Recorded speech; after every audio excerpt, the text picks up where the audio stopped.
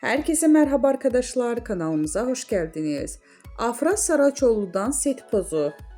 Son olarak Yalı Çapkını dizisinde Seyran karakterine hayat veren Afra Saraçoğlu yeni paylaşımıyla gündeme geldi. Yalı Çapkını dizisinde 3 sezon boyunca Seyran karakterine hayat veren Afra Saraçoğlu oyunculuk performansıyla yanı sıra sosyal medya paylaşımlarıyla da adından söz ettiriyor. Öte yandan dizinin bitmesinin ardından dinleneceğini söyleyen Afra Saraçoğlu imaj değiştirmişti.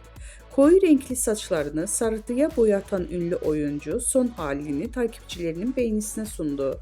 Bizden bu kadar arkadaşlar. Videoların devamını gelmesini istiyorsanız da kanalımıza abone olmayı unutmayalım. Hoşça kalın.